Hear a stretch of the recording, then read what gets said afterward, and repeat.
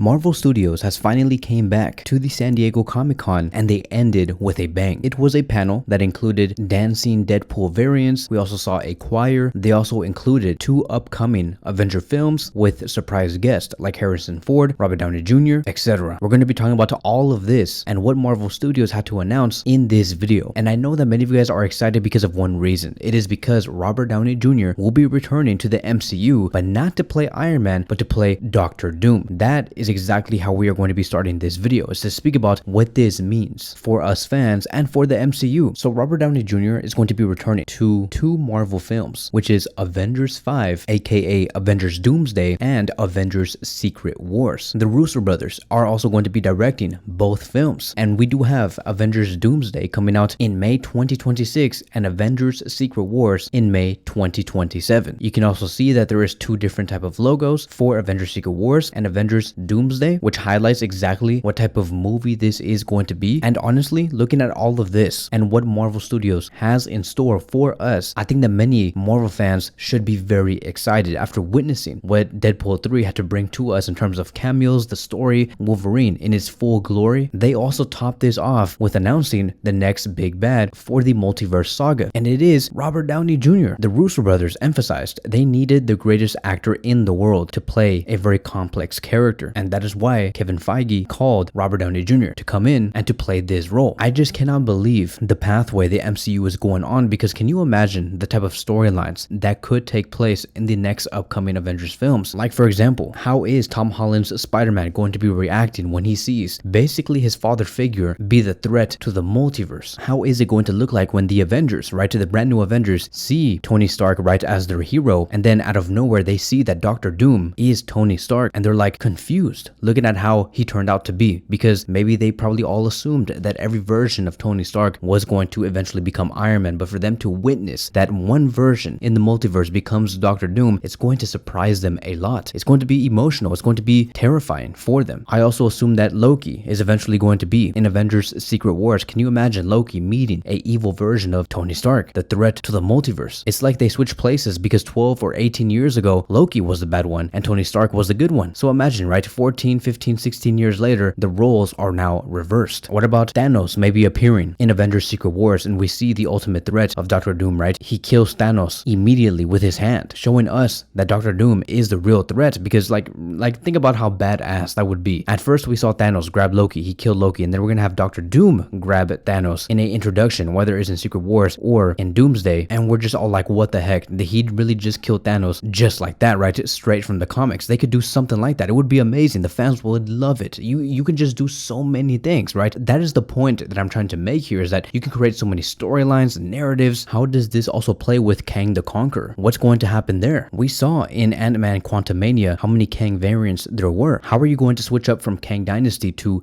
Doomsday? How do you make Doctor Doom the official big bad for the Multiverse saga? Is he just going to automatically kill all Kangs in the multiverse? Or are we just going to forget about it and just assume that the TVA is making sure that all Kangs don't blossom out to become a threat to the multiverse, right? Because that is what we've seen in Loki season 2 in the conclusion. It is just insane. And now that I think about it, looking back at that trailer or at that scene of Deadpool 3, we saw the Doctor Doom comic on the floor when Deadpool is on the floor, and we're like, what does that mean? Could we see Doctor Doom in the movie? But no, it was just a reference, right, to give us a clue on what they were going to be doing on the weekend of Deadpool 3 releasing. It was Kevin Feige and the MCU saying, we are going to be announcing Doctor Doom very soon, and it will be on the weekend Deadpool 3 does release. That was the connection, and it's just insane to see how everything is playing out. I cannot wait for these two movies, and I especially cannot wait for Avengers Doomsday. If you're going to tell me that the Russo Brothers are going to be directing this movie, I can't trust anybody else more than them. It has to be the Russo Brothers. They gave us Captain America Civil War. They gave us Captain America The Winter Soldier. They also gave us Infinity War and Endgame. Now they're going to give us two other Avenger films. It's going to be one hell of a ride, and I can't wait to see the next few projects that are going to be releasing on how they do correlate towards the big bad of the Multiverse saga, which is again Doctor Doom. So congratulations to Robert Downey Jr. for solidifying this deal. Let's keep in mind that about 25 years ago or 26 years ago, I believe, he was trying to take on the role of Doctor Doom, but he got rejected. The studios said they wanted to move forward and away from Robert Downey Jr., which was sad to see. But if you really think about it, if the studios were to accept him 20 to 25 years ago, we would have never gotten him to play Iron Man at Marvel in 2008. But now he is getting both, and I'm sure that he's going to kill it. And so besides that, Marvel Studios also had other projects to announce, like for example, Captain America, Brave New World. They also announced Thunderbolts and the Fantastic Four movie. Now, I'm not going to lie, like I did say before, when I saw Kevin Feige announce these 3 movies and it was already 7 p.m., I'm like, really? You're going to be announcing what we already know? You're not going to give us anything new, anything to look out for? Maybe make us a little more optimistic about the MCU since the past 3 to 4 years has not been so well. You're not going to give us anything else, really? I was, for a moment there, a little frustrated, a little underwhelmed. I wanted to see much more to give us just something, right? Inspiration. And then just out of nowhere, you know, Kevin Feige flat out lied, and just out of nowhere, they wanted to introduce the next 2 Avenger films with the Russo Brothers directing it and having Dr. Doom being the main antagonist and having Robert Downey Jr. take on that role, right? It was just insane. It just came out of nowhere. What a way to surprise all fans. But yes, we had Captain America Brave New World get announced. Esposito will be playing a villain named Seth Volker. We have Harrison Ford, who is going to be playing President Thunderbolt Ross, and he is going to be transforming into Red Hulk in the movie. He did express his excitement to be joining the MCU. I really did see him in good spirits. I saw him yelling, trying to act like the Hulk in front of everybody. Everybody was just so happy to see him. And of course, we also saw Anthony Mackie, who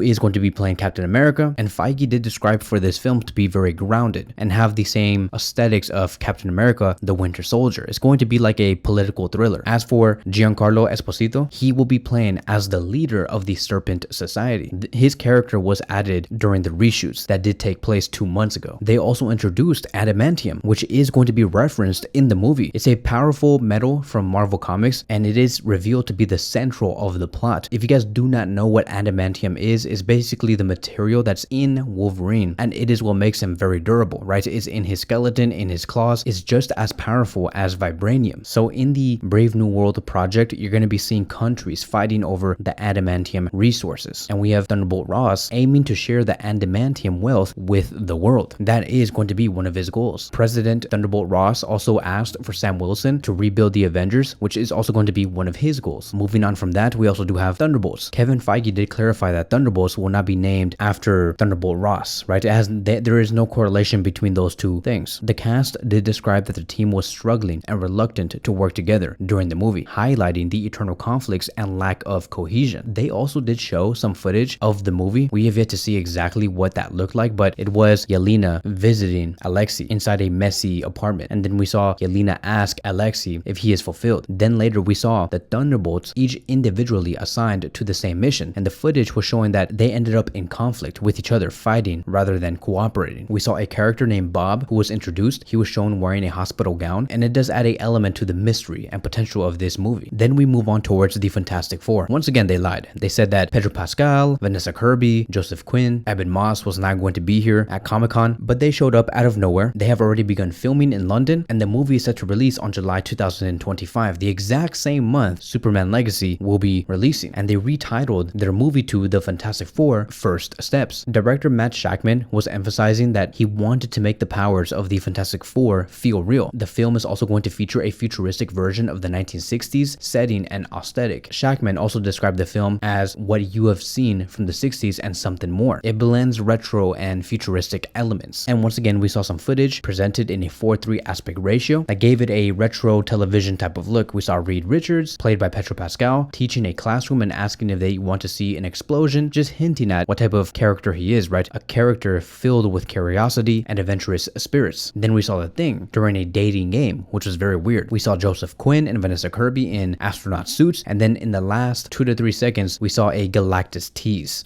We saw Galactus looking inside a building, minimizing his size, and it looked very creepy. The way that his eyes was trying to look inside the building, I'm like, dude, this guy looks very intimidating. I even heard the crowd's reaction, and they were like, oh my god, like his face just came out of nowhere. So good job to Marvel for trying to excite the fans, because man, did they do that with the Fantastic Four and Galactus to Thunderbolts to Captain America, Brave New World, and seeing how they're going to be incorporating adamantium. Who knows if we see a Wolverine cameo there, and then to lastly top it all off with the 2 Avengers films that will be including Robert Downey Jr. And so that is all for today's video. Thank you guys so much for watching, and I will see you guys in the next one.